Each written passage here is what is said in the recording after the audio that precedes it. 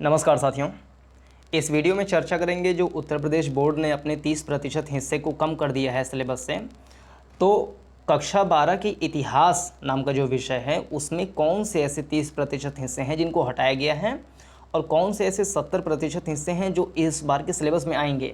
लेकिन उससे पहले थोड़ा सा ये भी समझना ज़रूरी है कि पहले यानी कि 2020-21 वाला जो सत्र है, इस सत्र के पहले किस प्रकार से इतिहास का सिलेबस डिज़ाइन किया गया था। इतिहास का जो सिलेबस था वो 3 हिस्सों में विभक्त था, एक भाग क, भाग ख और भाग ग। भाग 1 में अगर देखेंगे पहले भाग में तो उसमें 1 से लेकर के 4 पाठ तक थे, और भाग दूसरे में देखेंगे तो पाठ 5 से लेकर के 9 तक थे। भाग 3 में देखेंगे तो पाठ 10 से लेकर के 15 तक थे। तो इस बार में भाग 1 से, भाग 2 से, भाग 3 से कौन कौन से पाठ हटाए गए हैं उसके बारे में थोड़ा सा जानकारी प्राप्त कर लेते हैं, और कौन कौन से पाठ आएंगे। उसके अलावा इतिहास में किस प्रकार के पैटर्न होंगे, कितने शब्दों में लिखा जाएगा, प्रश्नों की प्रकृति क्या होगी, उसका अंक भार क्या होगा, इसके बारे में डिटेल से जानकारी प्राप्त करेंगे। और अगर किसी चीज़ के बारे में थोड़ा मोड़ा जानकारी लेते हैं, आधा अधूरा जानकारी लेते हैं, तो कहीं ना कहीं घातक भी हो सकता है। इसलिए यदि वीडियो थोड़ा सा लंबा भी हो जाए तो उससे घबराइएगा नहीं, पूरा वीडियो विस्तार से बहुत ध्यान से देखिएगा, और यदि संभव हो तो इसको नोट्स भी बना लीजिएगा ताकि किसी प्रकार की कन्फ्यूजन ना हो। और इस वीडियो को यदि सेव कर लेंगे तो और भी अच्छा है, और इस वीडियो को अन्य साथियों के साथ भी भेजिएगा ताकि उनको भी यदि इसमें किसी प्रकार का कन्फ्यूजन हो तो उस कन्फ्यूजन से वो दूर हो सकें।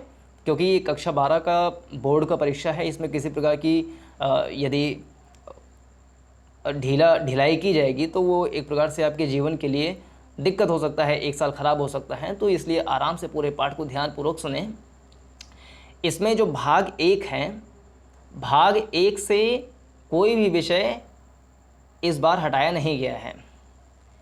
जैसे इसमें ऊपर देखिए, इतिहास कक्षा 12 यूपी बोर्ड ने लिखा हुआ है, कोविड-19 महामारी के कारण शैक्षिक सत्र 2020-21 में समय से विद्यालयों में पठन पाठन का कार्य न हो पाने की स्थिति में सम्यक विचारोपरांत विशेषज्ञों की समिति द्वारा निम्नवत 30% पाठ्यक्रम कम किए जाने की अनुशंसा की गई है। तो कौन से ऐसे 30% हिस्से हैं जो इस बार हटाया गया है उसके बारे में थोड़ी सी जानकारी प्राप्त कर लेते हैं। इसमें आपका देखेंगे विषय 5 जब भाग 2 में आएंगे तो उसमें जो आपका पहला ही चैप्टर है उसका नाम है यात्रियों के नज़रिए, और एक लाइन से देखेंगे तो जो पाँचवा पाठ है यात्रियों के नज़रिए नाम का, वो इस बार के सिलेबस से हटा दिया गया है, 2020-21 के सिलेबस से हटा दिया गया है। यात्रियों के नज़रिए में आप पढ़ते थे यात्रियों के विवरण के आधार पर मध्यकालीन समाज, सिंहावलोकन, लेखन की कहानी, उद्धरण, विचार विमर्श, ये सारी चीज़ें आप उसमें पढ़ते थे। इब्न बतूता, अल-बरूनी के बारे में बहुत अच्छा शानदार पाठ था, लेकिन वो इस बार के सिलेबस से हटा दिया गया है। और जो यात्रियों के नज़रिए नाम का पाठ है ये भाग 2 में आया करता था, यानी कि भाग 1 से ऐसा कोई भी पाठ नहीं है जो हटाया गया है। भाग 1 में 4 पाठ हैं, वो 4 के चारों पाठ आएंगे। भाग 2 का जो पहला ही पाठ है, या कहें एक लाइन से देखेंगे तो जो 5वां विषय है यानी कि 5वां पाठ है यात्रियों के नज़रिए नाम का, वो इस बार के सिलेबस से हटा दिया गया है। उसके बाद भाग 2 में ही रहेंगे तो 8वां जो चैप्टर है उसका नाम है किसान, जमींदार और राज्य। इसमें जो आप कृषि संबंध, आईने अकबरी के परिप्रेक्ष्य में सिंहावलोकन, खोज की कहानी, उद्धरण, ये सारी चीज़ें पढ़ते थे, वो इस बार के सिलेबस से हटा दिया गया है। यानी कि भाग 1 से कोई भी चैप्टर नहीं हटाया गया है। भाग 2 में आएंगे तो उसमें 2 चैप्टर हटाया गया है, चैप्टर 5 और चैप्टर 8 हटा दिया गया है। फिर भाग 3 में आएंगे तो उसमें आपका भाग 3 में आते ही जो ये विषय 12 हैं, उपनिवेशवाद और भारतीय नगर नियोजन और म्यूनिसिपल रिपोर्ट, ये जो 12वां पाठ है ये इस बार के सिलेबस से हटा दिया गया है। आपके पुस्तक में शायद इस पाठ का नाम औपनिवेशिक शहर नाम का भी हो सकता है, तो वो इस बार के सिलेबस से हटा दिया गया है। इसके बाद आएंगे तो जो विषय 14 है यानी कि विभाजन को समझना, ये भी भाग 3 का हिस्सा है जो कि पाठ 14 है। विभाजन को समझना नाम का जो चैप्टर है वो इस बार के सिलेबस से हटा दिया गया है। अब देखेंगे कि कौन कौन से ऐसे चैप्टर हैं जो इस बार आएंगे और उनकी प्रकृति क्या होगी, प्रश्न किस प्रकार से पूछे जाएंगे।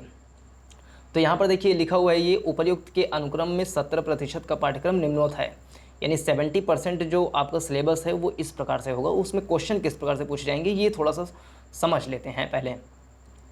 इसमें बहुविकल्पी टाइप के जो क्वेश्चन हैं वो 10 क्वेश्चन पूछे जाएंगे, और हर एक क्वेश्चन 1 नंबर का होगा। टोटल मिलाकर के 10 अंक का आपका बहुविकल्पी यानी कि MCQ टाइप का क्वेश्चन पूछा जाएगा। एक क्वेश्चन रहेगा, उसके 4 ऑप्शन रहेंगे, 4 ऑप्शन में से कोई एक सही रहेगा, उस पर आपको लिखना पड़ेगा अपनी उत्तर पुस्तिका में। फिर अति लघु उत्तरीय प्रश्न पे आएंगे तो 5 प्रश्न रहेंगे, प्रत्येक प्रश्न 2 अंक का रहेगा और टोटल मिलाकर के 10 अंक का आपका अति लघु उत्तरीय प्रश्न हो जाएगा, जो कि 20-30 शब्दों में लिखना होगा। फिर लघु उत्तरीय प्रश्न पर आएंगे तो उसमें 6 क्वेश्चन आपसे पूछा जाएगा और उसका आपका 5 नंबर का रहेगा और कुल अंक ये देखा जाएगा तो 6×5 30 नंबर का लघु उत्तरीय प्रश्न रहेगा। इसको मुश्किल से 50 से 60 शब्दों में आपको लिखना होता है, या 100 से 125 शब्दों में आपको लिखना पड़ सकता है। उसके बाद आएंगे आप दीर्घ उत्तरीय प्रश्न में, तो दीर्घ उत्तरीय प्रश्न में 3 क्वेश्चन पूछे जाएंगे, प्रत्येक क्वेश्चन 10 अंक का रहेगा, यानी कि 30 नंबर का आपका दीर्घ उत्तरीय प्रश्न रहेगा, जो आपको 250 से 300 शब्दों के बीच में लिखना पड़ता है। उसके बाद आएंगे मानचित्र वाला क्वेश्चन पूछा जाएगा, 5 क्वेश्चन पूछे जाएंगे मानचित्र से, प्रत्येक क्वेश्चन जो रहेगा वो 2 नंबर का रहेगा और टोटल मिला के 10 नंबर के आपके मानचित्र से क्वेश्चन पूछे जाएंगे। और फिर ऐतिहासिक घटनाक्रम पर आएंगे तो ऐतिहासिक घटनाक्रम से 10 क्वेश्चन पूछे जाएंगे, 1-1 नंबर का रहेगा, कुल मिलाकर के 10 नंबर के ऐतिहासिक घटनाक्रम से क्वेश्चन पूछे जाएंगे। टोटल जो क्वेश्चन नंबर ऑफ क्वेश्चंस रहेंगे वो 39 क्वेश्चन रहेगा और उसका जो टोटल मार्क्स है वो 100 मार्क्स का होगा।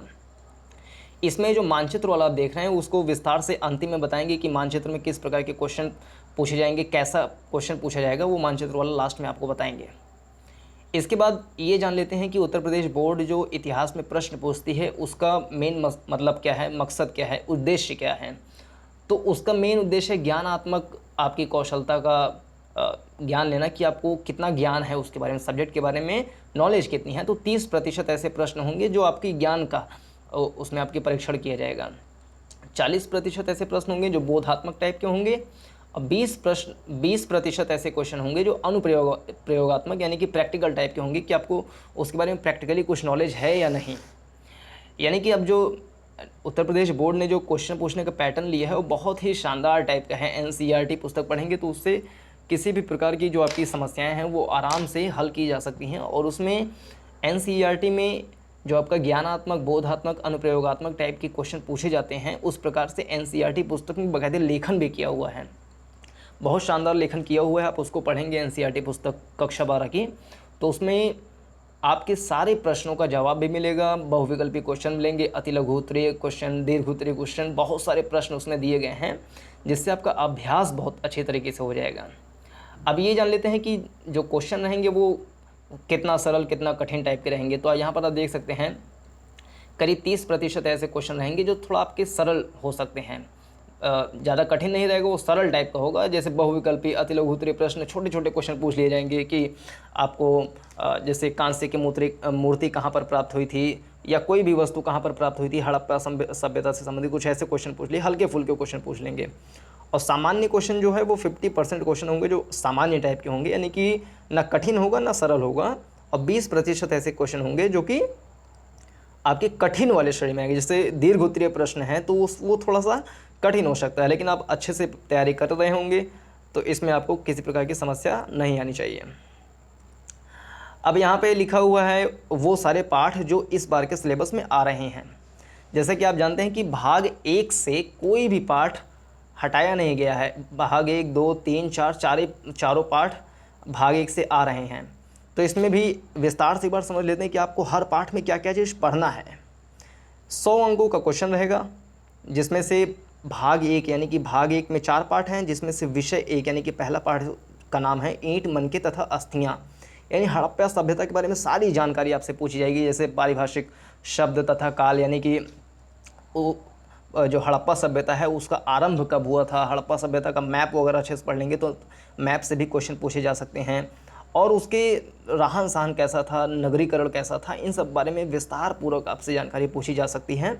और ये बहुत ही इम्पोर्टेंट चैप्टर है। इसमें से आपके देख सकते हैं यहाँ पे 30 अंकों का क्वेश्चन जो है भाग 1 से पूछा जाएगा। यहाँ पे लिखा भी हो देखिए 30 अंक। उसके बाद आएंगे विषय 2, जिस चैप्टर का नाम है राजा, किसान और नगर। इसमें आपको विविध प्रकार की चीज़ें पढ़ने को मिलेंगी, जैसे राजनीतिक और आर्थिक इतिहास क्या रहा है, सिंहावलोकन, खोज की कहानी, राजनीतिक और आर्थिक इतिहास की अवधारणा में परिवर्तन, उद्धरण, विचार विमर्श, इतिहासकारों द्वारा शिलालेख की विवेचना। तो इसमें क्वेश्चन पूछा जाएगा। फिर पाठ 3 आ जाएगा, बंधुत्व, जाति और वर्ग नाम का पाठ रहेगा। ये पार्ट 3 है, इसके बारे में आपको पूरी जानकारी पूछी जाएगी कि जातियाँ कैसे हुआ करती थी, बंधुत्व, लिंग, तरह तरह की चीज़ें हैं वो आपसे पूछा जाएगा। फिर विषय 4 में आएंगे तो विषय 4 का नाम है विचारक, विश्वास और इमारतें, जो कि इस बार के सिलेबस में आ रहा है। इसमें आपको बौद्ध धर्म से संबंधित जितना बौद्ध धर्म का इतिहास है, धम्म है, सांची स्तूप है, बौद्ध धर्म की जितने भी उनका जीवन परिचय वगैरह है, तो हल्के फुल्के क्वेश्चन उन सबसे पूछे जा सकते हैं। तो बौद्ध धर्म को बहुत अच्छे से तैयार कर लेंगे तो ये जो विचारक, विश्वास, इमारतें हैं, इसकी आराम से आपकी तैयारी हो सकती है। फिर भाग 2 जो है, भाग 2 में आपको पता है कि पाठ 5 से लेकर के पाठ 9 तक है, जिसमें से आपका छठा पाठ जो है, क्योंकि 5वां पाठ जो यात्रियों के नज़रिए नाम का पाठ है वो इस बार के सिलेबस से हटा दिया गया है, तो पाठ 6 जो है उसका नाम है भक्ति सूफी परंपरा। तो ये इस बार के सिलेबस में आ रहा है।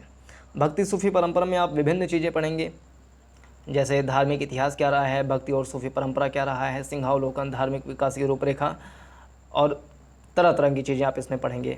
फिर विषय 7 में आप आएंगे तो विषय 7 इस बार के सिलेबस में आ रहा है, एक साम्राज्य की राजधानी विजयनगर नाम का जो पाठ है ये इस बार के सिलेबस में आ रहा है। इसमें जो हम्पी है, हम्पी विजयनगर की राजधानी हुआ करती थी, जो हरिया और बुक्का नाम के 2 व्यक्ति थे, उन्होंने विजयनगर साम्राज्य की खोज की थी। बहुत ही शानदार मध्यकाल का इतिहास है ये, और एक बहुत ही विकसित उस समय का राज्य हुआ करता था विजयनगर।